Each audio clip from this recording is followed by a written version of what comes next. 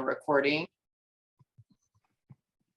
So, all right, I think we're ready to go. Or at Okay. least I am. Well, I'm letting everybody in, right?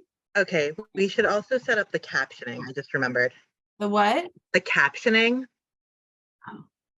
And then just to double check, you want Amy and I to spotlight ourselves so you don't have to worry about it when we're switching, right? Yes, please. I do see we're co-hosts now. Thank you so much. Okay, perfect. Naomi, what am I doing with the captions? We need to turn it on. If you click it, you should be able to pick like automated.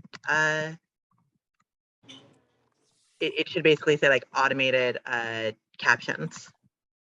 It says show captions, and then there's a Yes. and then host set up manual captioner. No. Oh, Hold on. I think I can actually help you with this. Give me 1 sec. Show caption. Okay, I did it. I think so anyway. Yes. Okay, we have the captions on. Good evening, everyone, and thank you so much for being with us tonight at North Bay Regional Center's Let's Talk Self-Determination.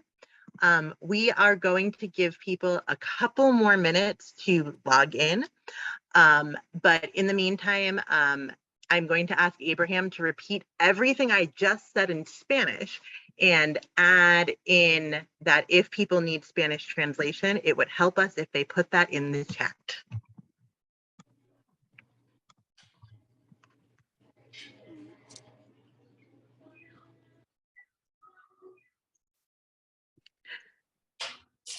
Abraham, oh, we just lost Abraham, so we'll give that 1 minute, but in the meantime.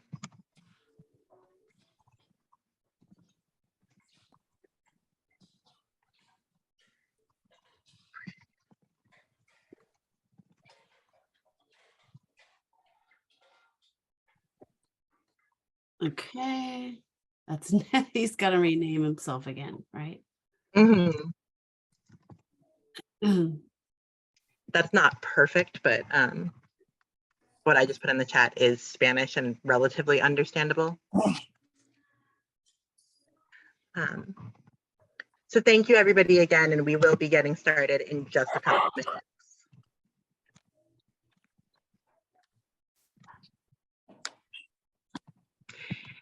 Abraham, did you hear the part where I asked you to put to speak in Spanish before you got kicked off? I didn't. Do you want me to put it? I put something in the chat, but I'd like you to actually speak and let people know in Spanish that if they need Spanish translation, to please let us know in the chat. Sure.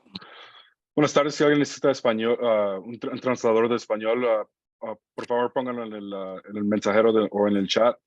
Pueden mandarme un mensaje también.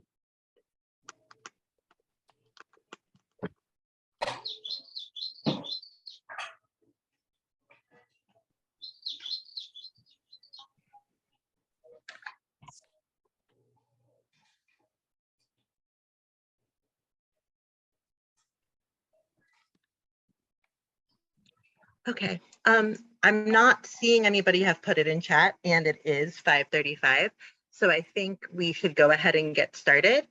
And if anybody else comes in, we will repeat some of this. But Julie, can you start sharing the presentation, please?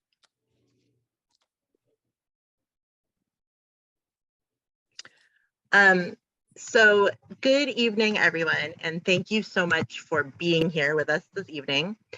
My name is Naomi Hagel, and I am a credentialed person-centered thinking trainer with the Learning Community for Person-Centered Practices.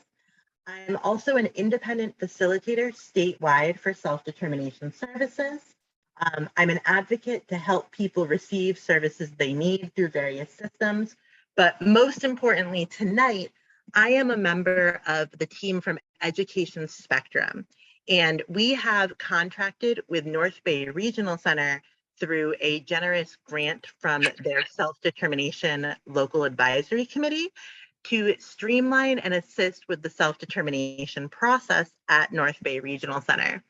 I'm going to be honest and say that I know that the self-determination process, and for that matter, the regional center processes in general, can feel overwhelming to participants and families, or maybe mysterious, or on a bad day, both.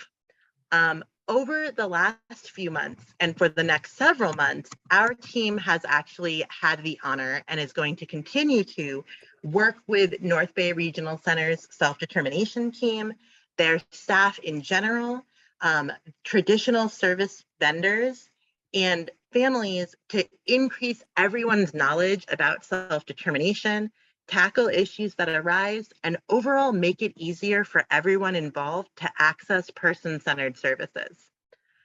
Until recently, I was a manager at a regional center in the Los Angeles area working on self-determination.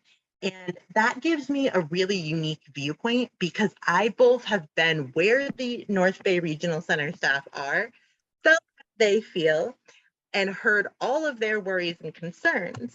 But I also have a passion for person-centered thinking and reducing service disparities that allows me to connect with potential participants and families on a human and service-based level. I also know the very real concerns that regional centers and participants and families share about the amount of work that can be, but to be clear, doesn't have to be, involved in the self-determination program. I know it can be scary. I know it can feel like you don't understand it and like the regional center doesn't understand it and nobody's really leading each other. And I know that for that matter, some of the lingo that is used to talk about regional center and self-determination services doesn't make sense. We talk a lot about generic services, for example. And before I worked for a regional center, if somebody asked me about generic services, I would have wondered why I had to have a kind of soda that wasn't Coke or Pepsi. Generic services, for the record, are not soda. They are actually services and supports that are paid for by resources besides the regional center.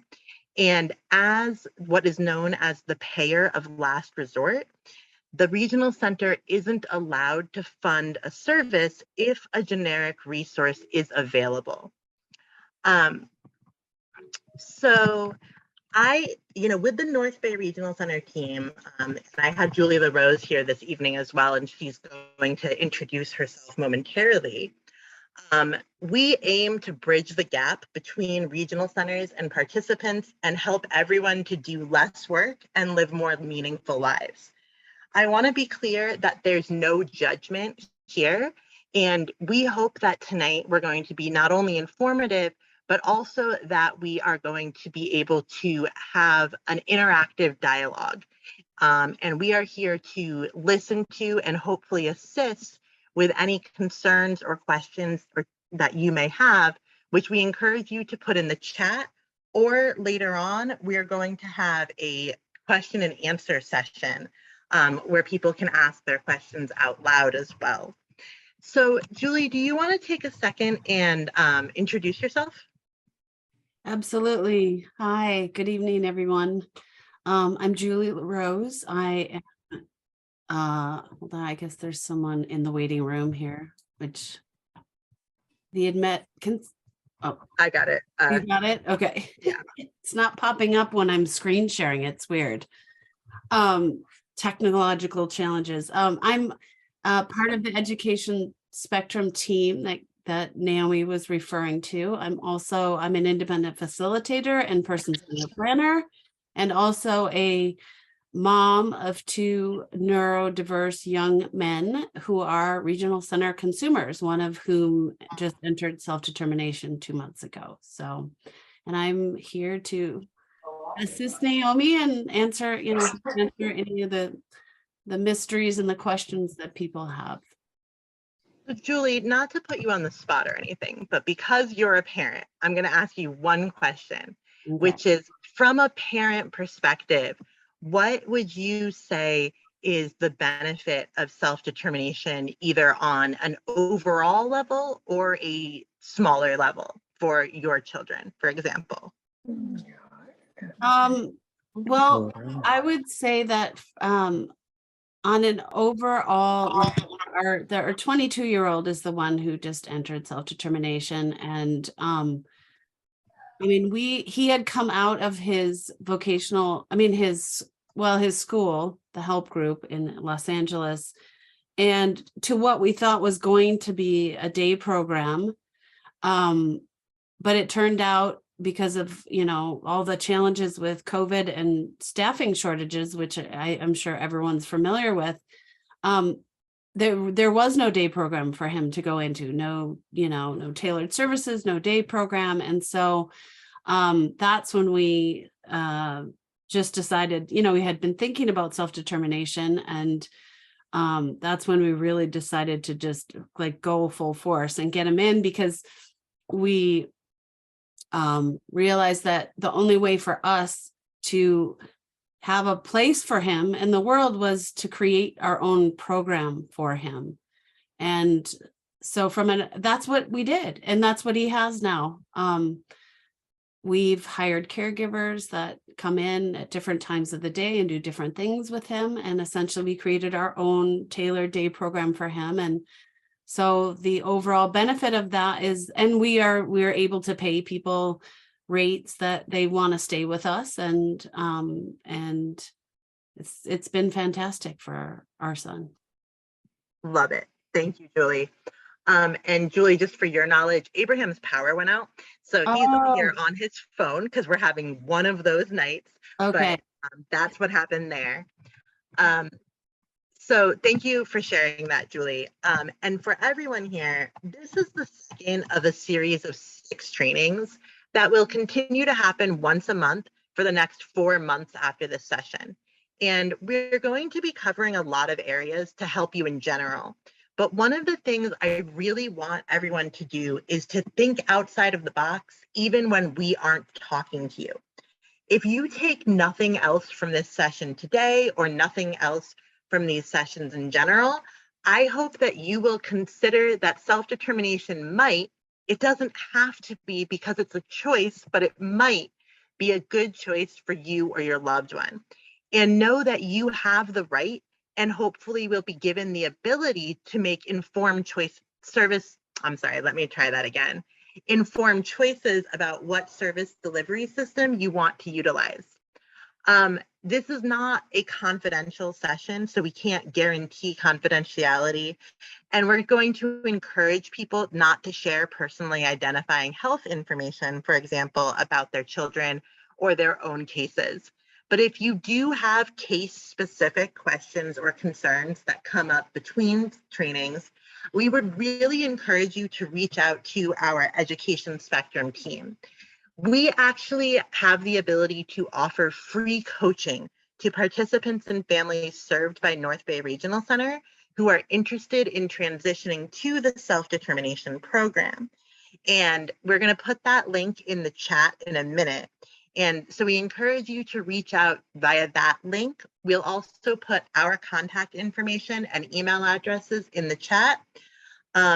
And we will also provide you the email address to reach out to the North Bay Regional Center's self-determination team as well. And one thing to know about the North Bay Regional Center's email address is that it is monitored by staff who speak both English and Spanish. And I don't want to discount any negative experiences that people may have had with the regional center in the past, whether it be North Bay or another regional center, because I know that those are very real. But with that said, we really do want to encourage you to share any barriers or challenges that you're having with North Bay with them, because it will help them help us, because they can share the information with us and the trends that they are seeing, and we'll be able to make these trainings more useful for you and anybody else who might attend. We also want to encourage you to attend the bi-monthly local advisory committee meetings for self-determination. These are held via Zoom, and the next one is actually coming up on Monday at 12:30, so we really hope that you're going to be there.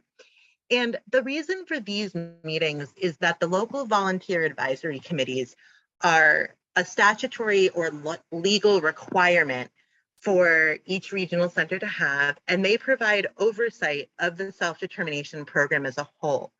Attending those local advisory committee meetings is a great opportunity to be part of both the self-determination community and the North Bay Regional Center community. And it gives you an opportunity to share any questions, concerns, successes, or challenges that you might be having. And both North Bay Regional Center staff and Education Spectrum staff will be on the meeting, and we can brainstorm solutions together. So we're going to put that link in the chat as well. To give everyone an idea of what we are going to be doing in this session specifically, it's good to know that in our last session, we provided a general overview of the self-determination program as a whole.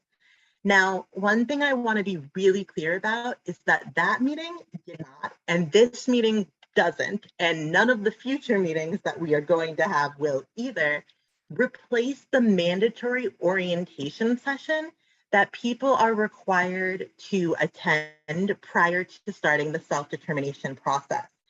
And one of the things that we're going to put in the chat in a minute is a link to where you can complete that mandatory orientation if you haven't already, or even if you have and you just want to review the information, because I get that it can be a lot of information.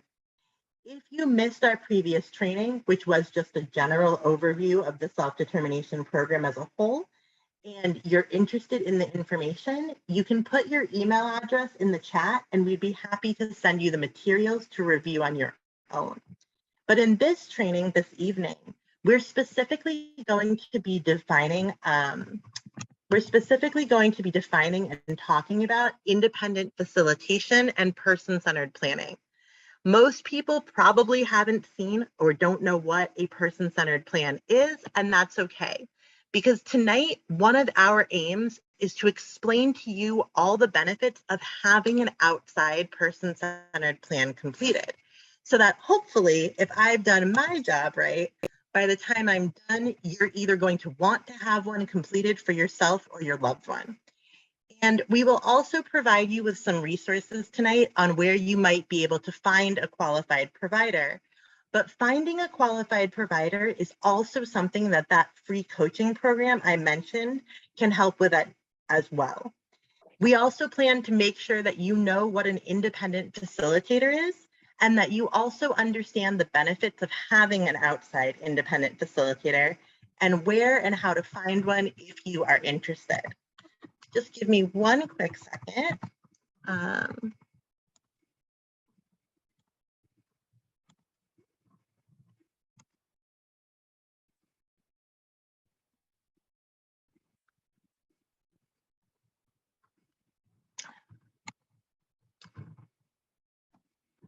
So in the chat right now, I am putting in a couple things to start with, and that is how to contact the North Bay Regional Center Self-Determination Team.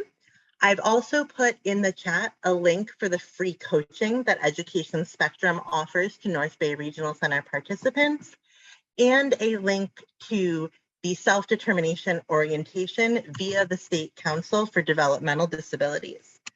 And next, I am going to put into the chat a few other things as well, which are places that you may be able to find providers. Specifically, there is a really great statewide Facebook page regarding self-determination, which has almost 3,000 members in it. And it is a wonderful community where you can ask questions, find resources, learn things, share information. And people on that page are people who helped write the law, independent facilitators, providers, participants, and self-advocates, and parents and family members. I've also put a link into the chat of the California Self-Determination Network, which was the creation of Education Spectrum and with the collaboration of San Gabriel Pomona Regional Center. And it is a resource that assists people with finding independent facilitators, person-centered planners, and other providers in the self-determination program. Next slide, please.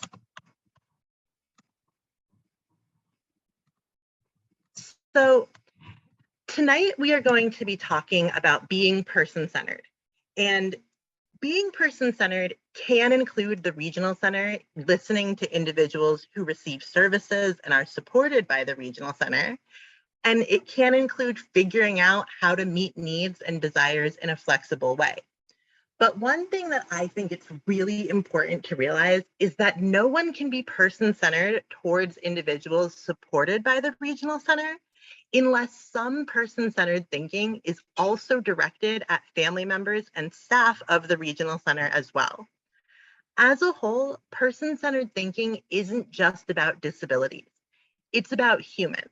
And one of my favorite lines is that person-centered is about better lives, not just better paper. Specifically, we need to look at things that are important to people, the things that make someone happy and that contribute to their quality of life. For example, we need to think about my cats, who may or may not make an appearance during this Zoom meeting. But we also need to think about things that are important for people, which are the things that keep them healthy and safe.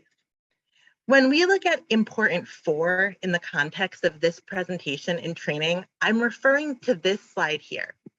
Specifically, these trainings are for the North Bay Regional Center community. And if for whatever reason you can't understand me, all I have done is wasted your time. I have been told that I talk really fast in the past, for example. Now, I have to tell you, I make perfect sense to myself because I have been listening to myself for 34 years. But I also already know this information. If I start talking at the speed of light, the best way to support me, just like you think of the ways to best support your loved ones, for example, and like I hope these trainings best support you, will be to let me know that I'm talking too fast.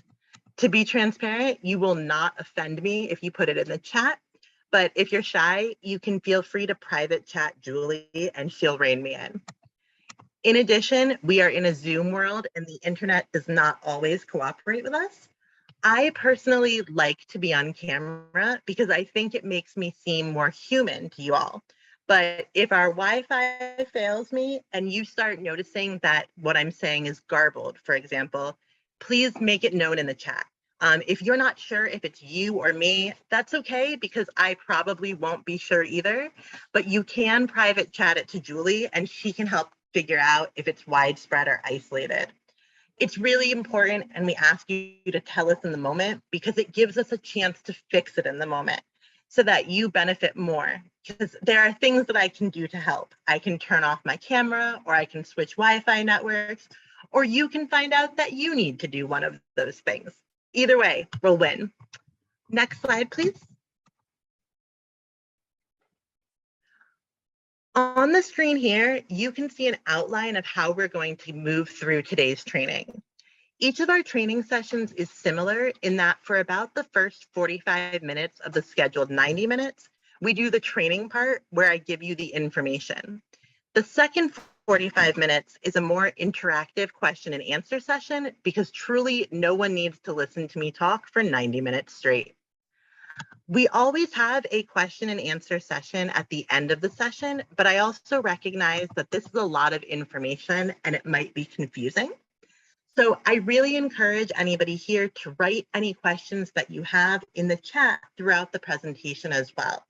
And we will try to address them during the presentation and between slides, unless I happen to be aware that we are going to cover it on the next slide, for example.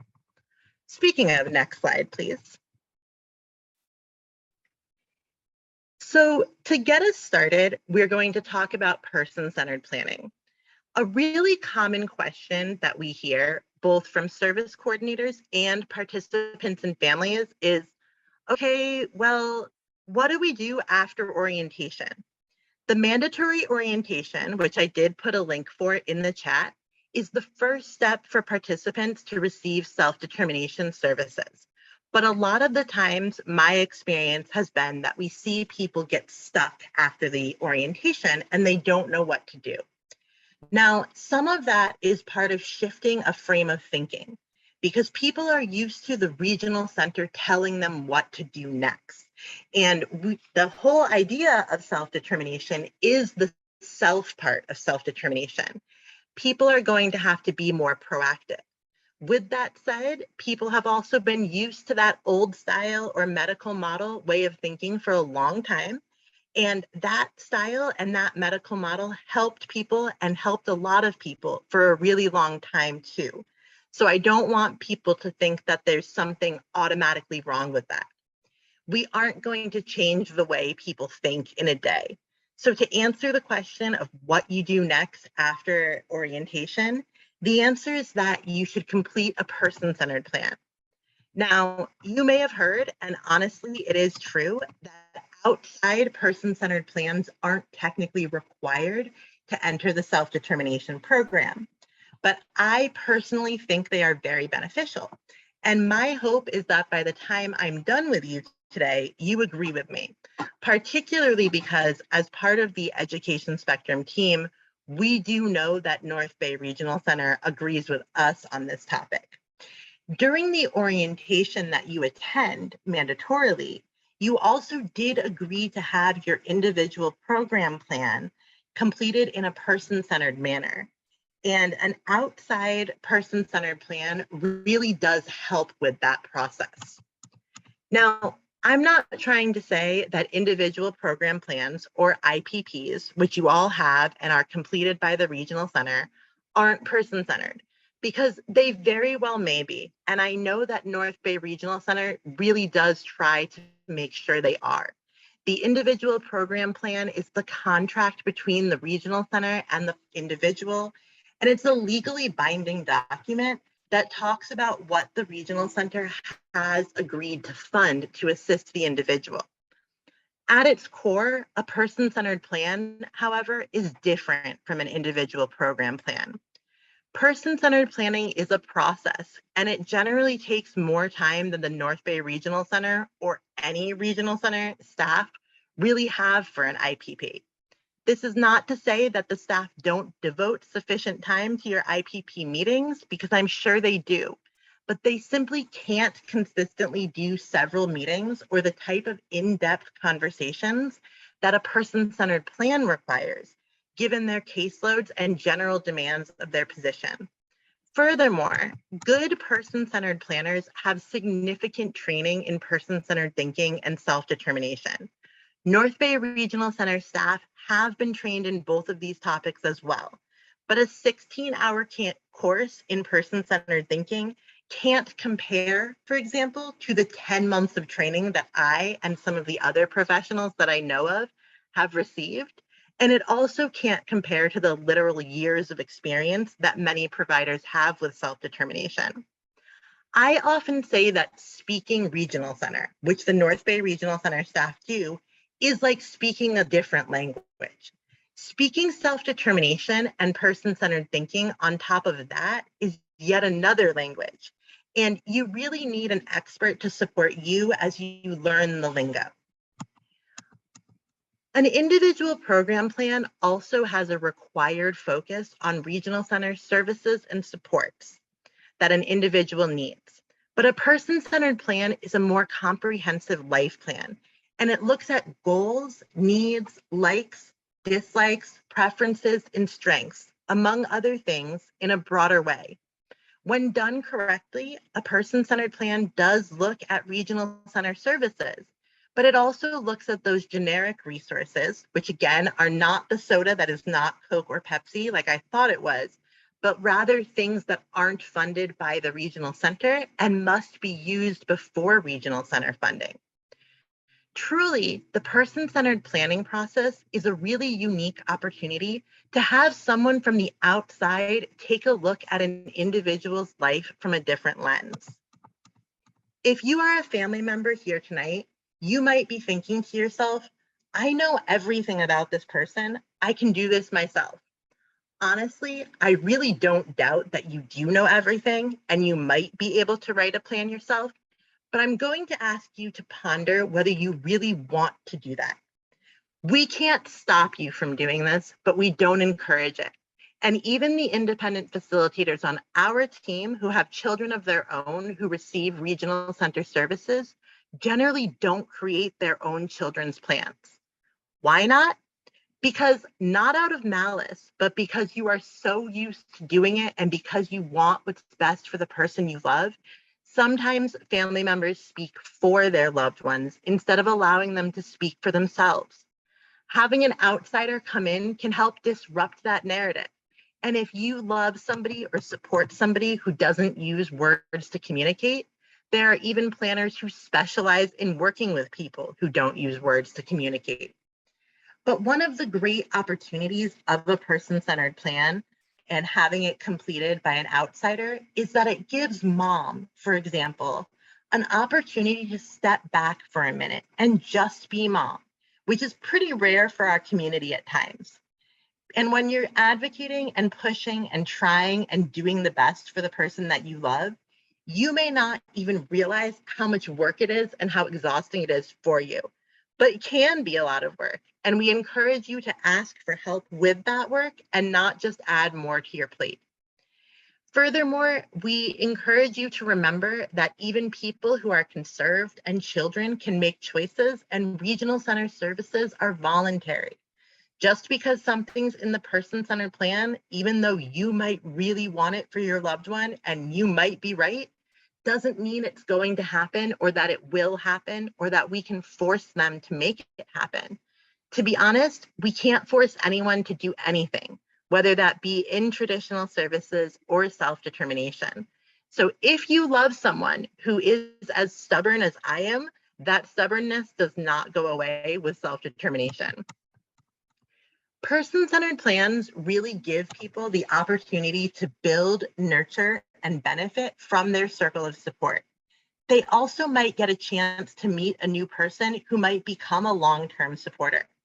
Honestly, one of my favorite parts about running Phoenix Facilitation, which is the agency that I founded this year, is that I've gotten to meet so many families who I know I'm going to be in their lives and vice versa for many years. And it's amazing to have that opportunity and to really broaden my own circle of support. Person-centered planning meetings have actually been described as a party with a purpose. And I have a life goal of having a party with a purpose thrown for me at some point in my life. And COVID-19 actually enhanced some person-centered plans, because just like I get to meet all of you lovely people because of Zoom, Zoom allows people who might not otherwise have been able to participate in a person-centered plan meeting because of distance or LA traffic or North Bay area traffic or their schedules. It allows them to participate and provide input. And that can lead to a richer, more detailed plan. And honestly, that's another way that a person-centered plan is different from most individual program plans or IPPs. Because IPPs can, but don't often, have all of the supporting people involved in them. In addition, Zoom helps enhance the choices and opportunities in service providers for individuals. Because now you might be able to connect with a person-centered planner, for example, who's in Southern California instead of Northern California, and they can still help you. People really have nothing to lose with person-centered planning because it is fully paid for by the regional center. How often does somebody offer you something with no strings attached like that? If you get it done and you choose not to move forward with self-determination, that's okay too. And honestly, the person-centered planning process might help you decide whether or not to move forward with self-determination for that matter. One thing to keep in mind is that the funding for person-centered planning doesn't come out of an individual's eventual self-determination budget or funding for services, and the money isn't added into the budget either. It's a one-time cost, typically, that's paid for through traditional services. In addition, you might or you may already have heard something about how the payment for person-centered planning services is changing. And while that's true, it's also not something that I necessarily think that participants and families need to worry about. It is the responsibility of the business owner and professional and the regional center to know how to get paid for and to how to pay for and be paid for these services. The part I want to make very clear is that some providers may charge an out-of-pocket cost for these services, and a provider who does that may be the best choice for you or your loved one. But you are not required to pay out of pocket for these services. And there are also plenty of providers who won't charge an out-of-pocket price. And you can find providers on the California Self-Determination Network page that I put in the chat, as well as the Facebook page that I put in the chat. I know I've said it several times now, but I'm going to stress again that a person-centered plan is not an individual program plan. The last reason why a person-centered plan is not an individual program plan is because a person-centered plan is a tool, and it's a great tool, but it's not a legally binding document. Just because something is written in the person-centered plan doesn't mean that the regional center can, will, or is going to pay for it. Sometimes people get confused, and from my perspective of working in a regional center, a person-centered plan started to look like more of a wish list of things people wanted, whether or not they were realistic. But ultimately, when services are determined, it's still going to be based on needs of the individual, policies of the regional center, the Lanterman Act, which is the law that both self-determination and traditional services are held to, the requirements of the federal waiver that allows for the self-determination program, etc. You're still going to have to use those generic resources first. If you have a child under the age of 18, the typical parental responsibility of that child, regardless of their diagnosis, is still going to apply. What it boils down to is that no one is buying Disneyland tickets or a car with taxpayer money. All the services purchased by the regional center also have to be evidence-based, empirically proven, and have research behind them that shows that they are treatments for the regional center qualifying diagnosis that are generally accepted. We're not going to go into a lot of detail about what can and can't be purchased by the regional center right now in self-determination, but we will in future trainings. Before we go on to the next slide, I do just want to give people an opportunity in case they have a question to either put it in the chat or raise their Zoom hand.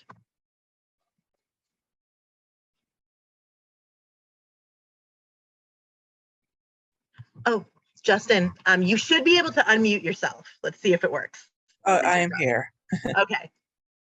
Well, I heard you just talk about how the kids going to school, how our workers going to school, or the workers going to job. We have a tool how to set the schedule for Zoom class, and I had a point sheet on my Google Drive, and I am in Napa PSI, North Bay Napa PSI. We have a Zoom class, and we can't go in person. We do online for Zoom class. We had Zoom link on top. We have Monday to Friday schedule, and we do some class like that. And I think I can send you a sheet the time. It's very cool tool. I would be super happy to get any more tools that are easy to use, because being transparent, I am a bad millennial and I am not good at using technology. And the team that works with me can tell you that, because they have to help me with the most basic things on Excel. So we're going to be putting our email addresses in the chat, and hopefully if Abraham is at a computer, he can do that for me. I'm not sure if he is, and you can definitely email me. But to answer your question, to the question in the chat about how to get the invites to the rest of the training sessions, I can tell you that it's literally the second Wednesday of every month from 5:30 to 7. And the link is the same link that you used tonight, which is also, I'm putting it into the chat. assuming that I did that correctly, it's just this Let's Talk SDP link. Yes. The bit.ly link that I just put into the chat is the same registration link for every one of our sessions. Naomi? Yes.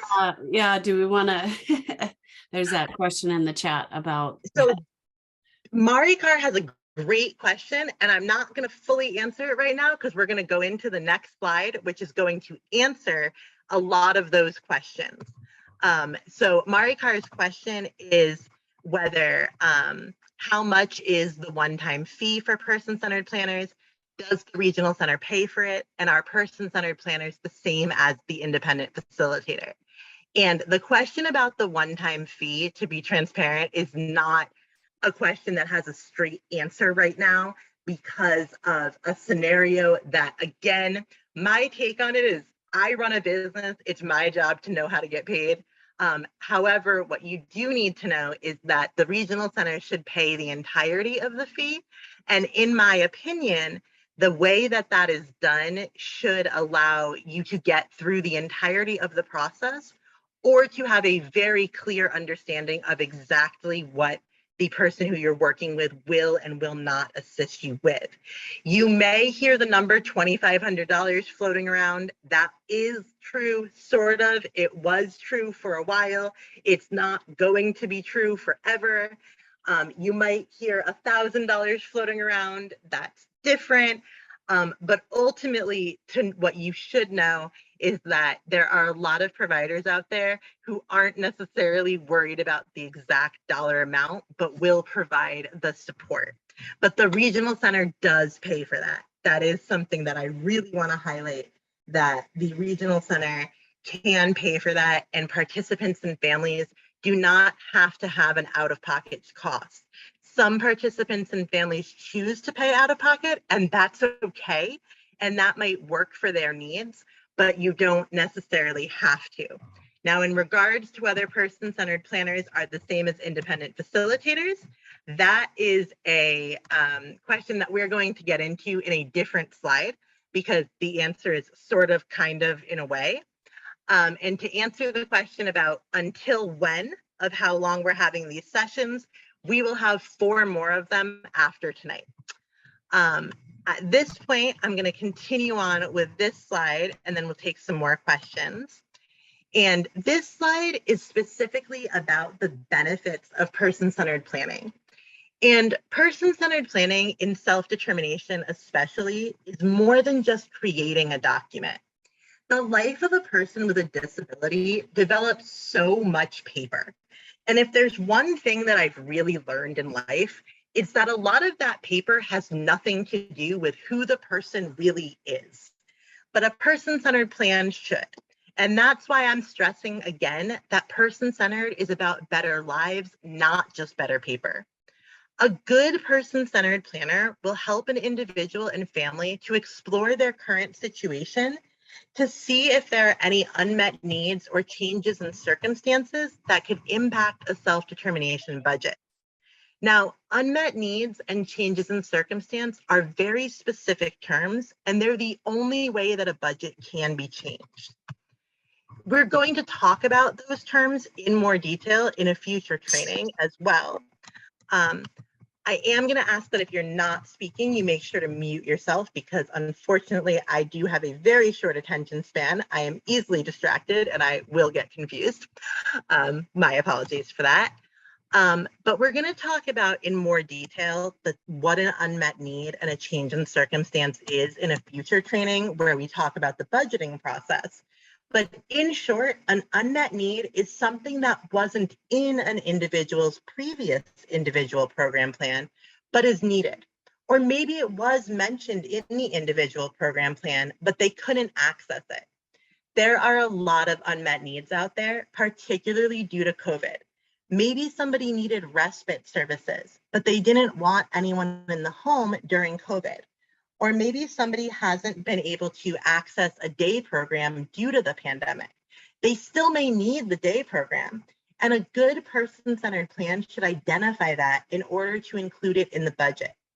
Now, one thing that I really want to stress, and that's really important to understand, is that an unmet need has to be something that the regional center would fund in traditional services.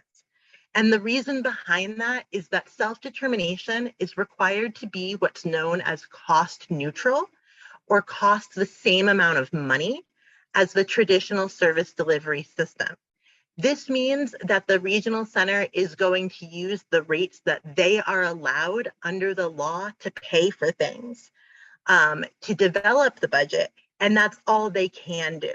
I will be the first to tell you, having worked at a regional center for several years, that those rates aren't high enough, and that is a systemic issue that we should work on a state and national level. But it means in general that you may want to pay $500 an hour for a certain service, and that service may be worth $500 an hour, and you may even choose to pay for some of that service at $500 an hour from your budget. But the regional center is not going to add $500 an hour to your budget for that service. If the service is something that the regional center will fund in traditional services, typically, like respite, for example, they will fund and add it to the budget at that rate that they pay in traditional services. And in addition, and we're going to go over this in more detail in a future training, there are a lot of really cool and really exciting services that you can access in self-determination, but you can't in the traditional service delivery system. For example, one that I can think of off the top of my head is massage therapy. And yes, you can use your self-determination budget to pay for massage therapy, but your budget isn't going to be increased to access the massage therapy. Instead, you're going to have to move things around a little bit to figure out how to pay for this. And we're going to talk a little bit later tonight about how that might be done. Now, that's an unmet need, but a change in circumstance, on the other hand, means that an individual's life has changed, and as a result, so have their needs. This might mean that they aged out of the school district, or they moved out into their own apartment, or they moved back in with family. It might mean that they got very sick, or they got better, or a family member did. But their needs are different now, and their services should be too. But with that said, change in circumstance doesn't always mean that the budget increases. Changes in circumstance work both ways. So if, for example, the regional center once provided an individual with additional services due to COVID-19, the change in circumstances might be that other resources, like the school districts or the day programs, are back open, and those are available to cover the needs again. And therefore, the money that the regional center used to pay for those services would be removed from the budget as a change in circumstance. On a grand scale, looking at unmet needs and changes in circumstances can help to address disparities in service delivery that are sometimes noted between different racial and ethnic groups. Perhaps someone needs respite, but they haven't been able to access it due to a language barrier between them and the providers available. By identifying that unmet need and incorporating the funds into the budget, they might use them somewhat differently or find somebody who is linguistically competent, for example, and they'll now be able to access services and have their needs met in a way that they couldn't in the traditional service system. I mentioned it several times already, but I'm just going to stress it one more time, that person-centered planning isn't just a document.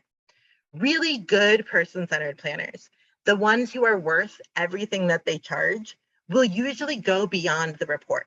That doesn't mean that they're not going to write a great report. They are, but they're also going to be helping the family advocate for the budget and explaining it to the participant, because honestly, the budget document that the state developed doesn't make a whole lot of sense unless you've looked at it like 50 times. And they're also going to develop the spending plan, the way the money is spent, a document that we're going to talk about in a future training with the participant. A really good person-centered planner is often in lockstep with the participant or family for the entire process. And this is something that keeps a participant or family from over-relying on the regional center. Because again, there is a self part of self-determination, but also there's just a lot of work that the regional center has to do in general. And because of that, it tends to speed the process if you're not relying on the regional center too much. And it makes sure that the participant or family doesn't get stuck or lost. Now, I'm going to move on to independent facilitation, and I'm also going to specifically answer the question about what the difference is between a person-centered planner and an independent facilitator in 2 slides. But because this was a lot of information, I do want to take a moment to take any questions in the chat. If you have a question that you'd rather say out loud, for time management purposes, I'm going to ask you to save it for the question and answer session towards the end instead.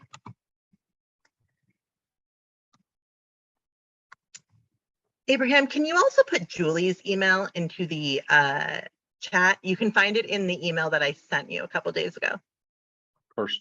I can Thank go you. ahead and I'll do it, Abraham. It's okay. I'll do Okay. it. I didn't know if you could see it because when I'm sharing my screen, I can't figure out how to use the chat. I just figured out how to do that actually. So I'm proud of myself. I'm proud of you too, and maybe you can teach me at some point. We're gonna move on to independent facilitation, however, because I don't see any questions. So I know that I've said the words independent facilitator a bunch, and I haven't actually defined what an independent facilitator is. So here we are. An independent facilitator is a unique, optional service that is available only to self-determination participants. This person can assist an individual with transitioning into self-determination, with finding resources, negotiating rates, person-centered planning, advocacy, and other tasks that a participant or their circle of support may need assistance with. Good independent facilitators might help with finding and advertising for staff or making changes throughout the year to the spending plan, which is the document that explains how funds are going to be used to meet the needs and goals in the person-centered plan. Independent facilitators are often a bridge between the regional center and the participant and family. And I have seen them to be very successful at helping mend relationships that have previously been fractured. In addition, if the independent facilitator understands the regional center system, the laws, the policies, the services available, generic resources, etc., it can be very helpful to have someone who has enough time to spend one-on-one with a participant or family explaining those requirements in plain language. Because service coordinators and the regional center generally don't have that time. And this can really help to make everything feel more transparent. And it can increase trust, decrease frustration, and make it feel less to individuals and families like everything that you ask for gets answered with a no, which I'm sure many of you have felt before. The independent facilitation service is specifically for after the individual has fully transitioned to self-determination, and it is paid for out of the individual's budget. Now, what makes this a little bit tricky is that the law does not allow the individual's budget to be increased to account for the cost of the independent facilitator. Like I mentioned a minute ago, the law requires the self-determination program to be cost neutral, which means that it can't cost the regional center or the state more money than what would have been spent in the traditional service delivery system. This means that just like budgets can't be increased to account for services that aren't provided in the traditional service system, like the massage therapy that I mentioned a minute ago, they also can't be increased to account for an independent facilitator because this is not a service that exists in traditional services. We're going to talk more about how it actually isn't that hard to move funds from other areas to cover this need. But for now, keep in mind that a good independent facilitator is worth their weight in gold, and they're truly worth the price. Now, with that said, there are no set prices for independent facilitators. So you will need to negotiate, interview people, and determine what hourly rate you are able and willing to pay given your budget. If you're asking an independent facilitator to do more and expecting them to know more, you can expect that you're going to pay more. I have seen flat rates for services, some of which are more reasonable than others. And I've also seen hourly rates that range between $50 an hour and $250 an hour. Now, I'm sure that some of you have already thought to yourselves, wait, it's an optional service that costs money. What happens if I choose not to have one? And that's a really good question. And we're going to get into it in the next slides. So just hold on tight. Independent facilitators have to meet several qualifications. The first is that they have to be truly independent. They cannot provide any other service to the individual in their individual program plan, and they also can't work for any other agency that provides services in the individual program plan. So, for example, you can't have someone who is the paid independent facilitator and the paid respite worker.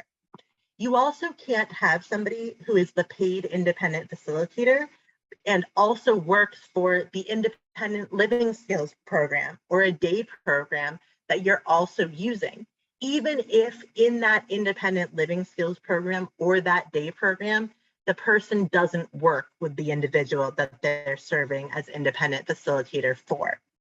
And the reason behind this is to make sure that the services of an independent facilitator are truly independent and that the independent facilitator doesn't stand to make any money or have financial gain by referring participants to particular providers, regardless of whether they meet their needs. One thing to know is that it is allowable for somebody to be an in-home supportive services or IHSS worker for a participant and also their paid independent facilitator.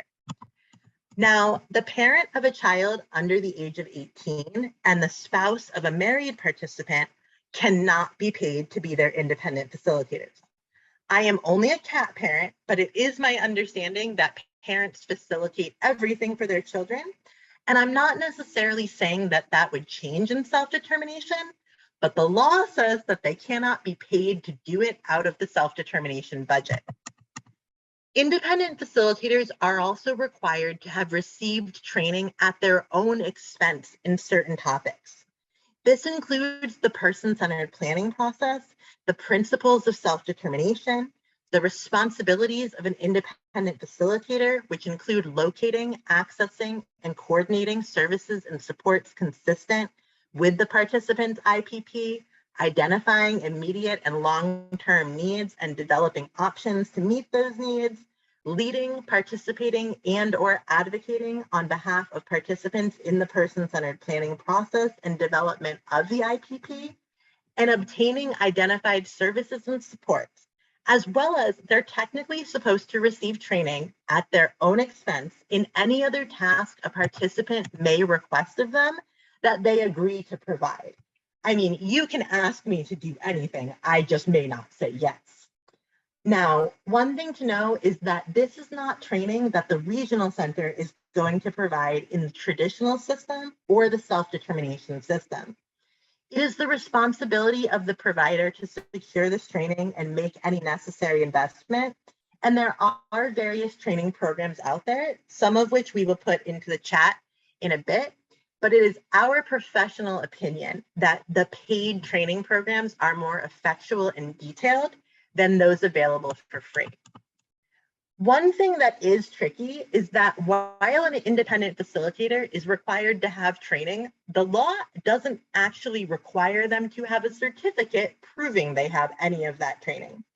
I introduced myself as an independent facilitator, but I don't have a certificate because my training came from becoming a person-centered thinking trainer and working in the regional center, which is not usually celebrated with specific certificates.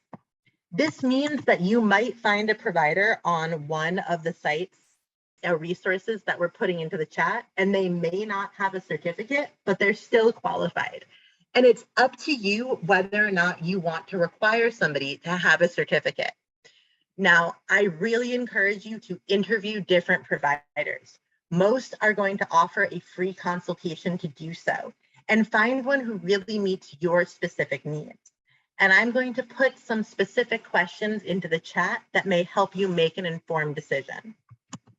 Now, one thing you might have noticed that is not on this slide is a requirement that the independent facilitator be paid, because they don't have to be.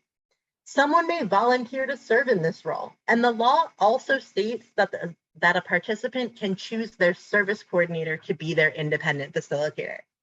That's true, and of course you aren't going to be charged for your service coordinator's salary, but it comes with some caveats that I would encourage you to be mindful of in order to make an informed choice. Realistically, given their workloads and caseloads, service coordinators aren't going to be able to be as individually attentive to a participant as an outside paid independent facilitator is going to be. And while both we and North Bay Regional Center are working really hard on this, service coordinators also don't often have nearly as much training as an outside provider would. To be honest, it may very well be their first self-determination case. It's not the role of a service coordinator to negotiate rates or directly hire staff. And while I'm sure that they share resources with participants and families, by choosing someone within the regional center system, it is more likely that the resources and services that you receive and the suggestions will be from within the regional center system itself. Ultimately, it is our opinion and experience that participants and families who choose outside independent facilitators are able to access more creative support. As experienced outside independent facilitators know of many resources that aren't specific to the regional center, and therefore participants are better integrated into the community instead of only disability-specific services. I also encourage participants and families to have an outside experienced independent facilitator, because again, it's an opportunity to expand the individual's circle of support, get an outside perspective on services, supports, and situations. And it can also allow them to have a resource with knowledge that the family may not necessarily have, particularly regarding the law and the intricacies of it, the self-determination waiver, different services, requirements, etc.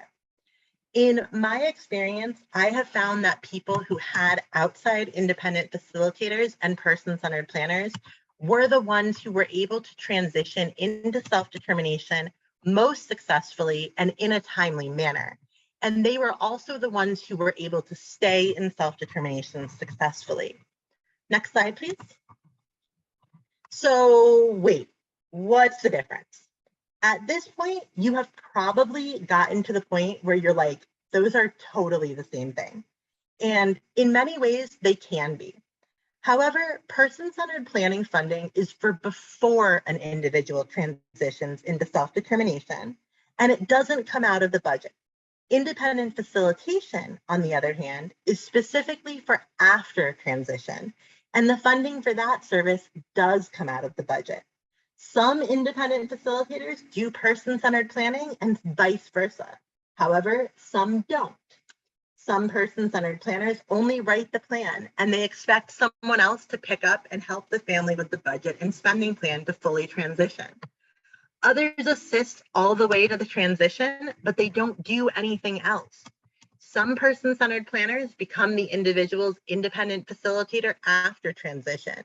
And yes, despite the fact that I said that independent facilitators can't provide any other services, this doesn't count as a violation or a conflict, because person-centered planning and that payment is before the transition, and that rule only applies once they are actually in self-determination. Some person-centered planners offer independent facilitation services, but the participant or family might choose a different independent facilitator after transition. What is going to be the best fit for you or your loved one? That really depends on your specific needs, and there's no easy answer. But that's why interviewing different providers is so important, as well as speaking to other participants in the program itself to learn more about their experiences and get direct referrals and recommendations. That is where that state council Facebook page and the local advisory committee meetings we were talking about come in. And like I said, the next local advisory committee meeting is actually next week. So we really encourage you to attend. In addition, determining a provider and what provider works best for you is an area that the free coaching from Education Spectrum can help you with. So let's take a minute to take questions.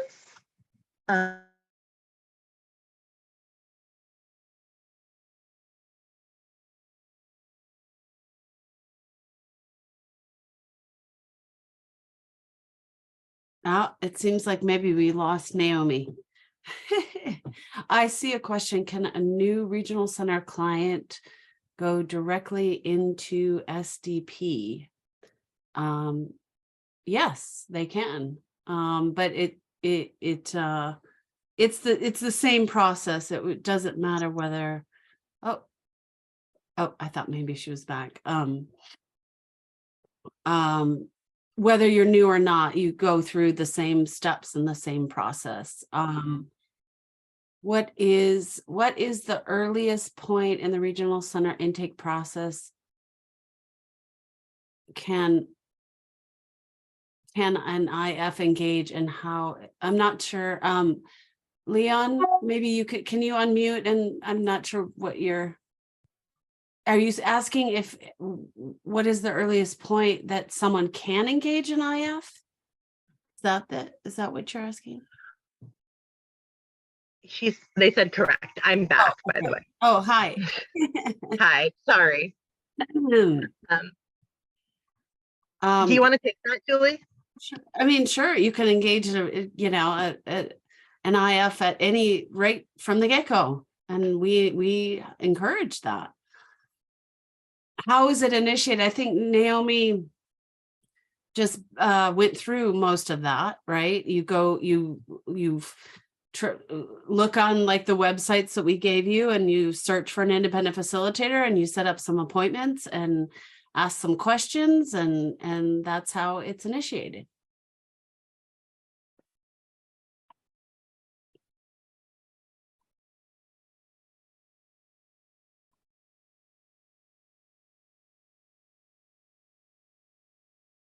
There's a question in the chat that's once transitioned to self-determination, is the IPP gone? And the answer to that question is no, but you're going to have a new IPP because every self-determination participant is required to have a new IPP, and you still need to have an IPP to have a contract of what the regional center is agreeing to fund, and it will be updated on an annual basis.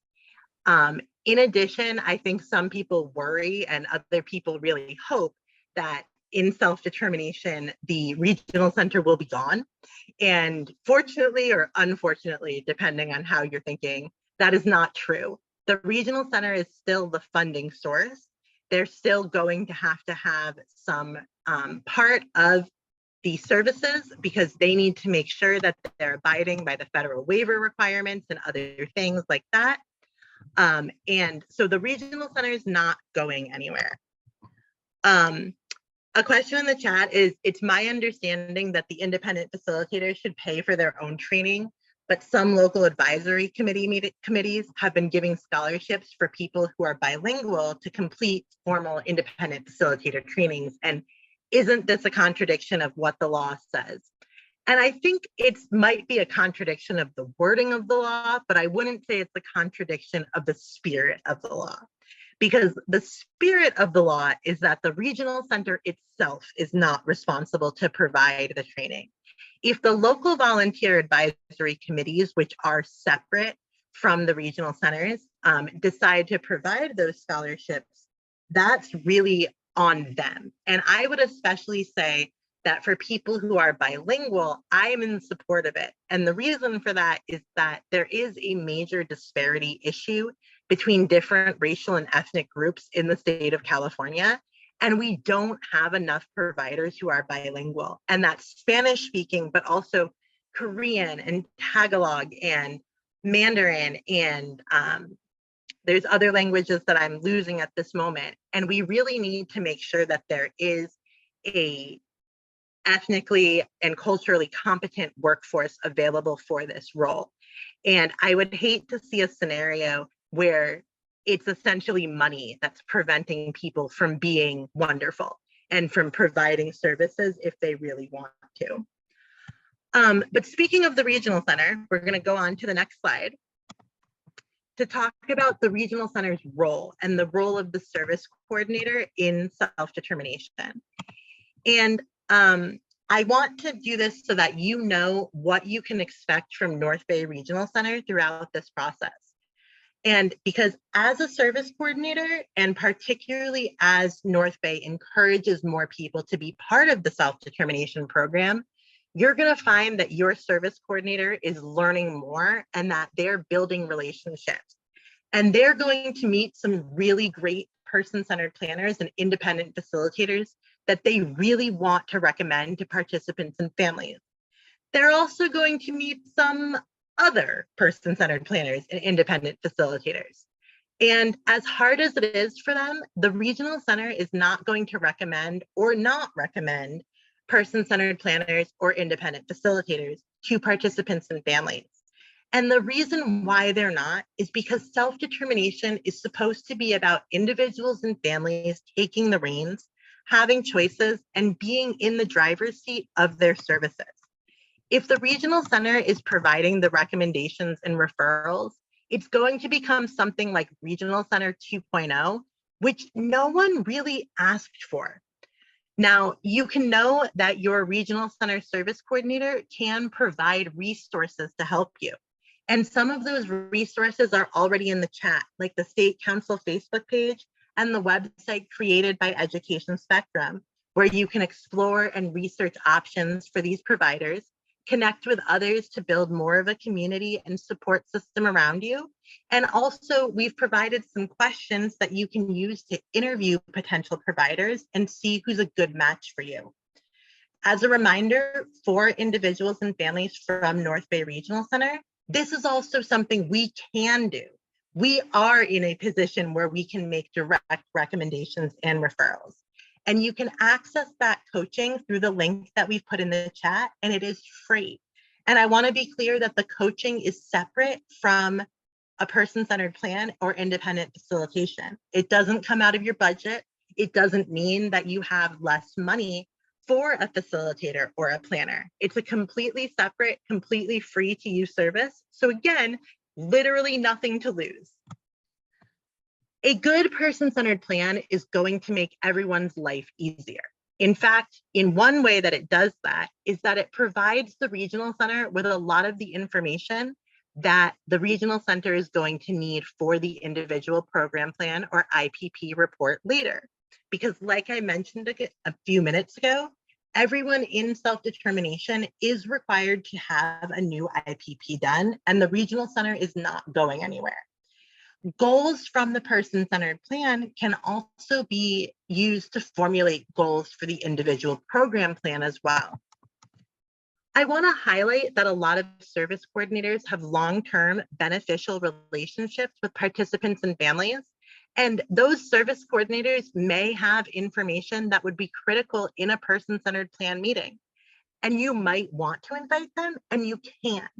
But I also want to stress that a service coordinator is not required to attend a person-centered planning meeting, and no participant or family is required to invite a service coordinator either.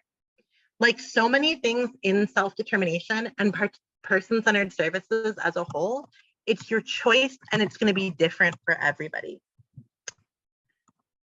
So with that said, that is the entirety of the presentation. We'd be happy to take questions at this point. Julie, can you turn off the recording? Do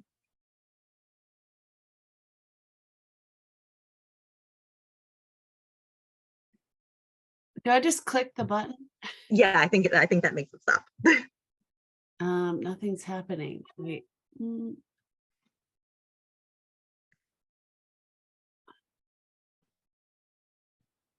Maybe I have to stop sharing. I don't know. That might be it. Stop recording. Yes. Okay.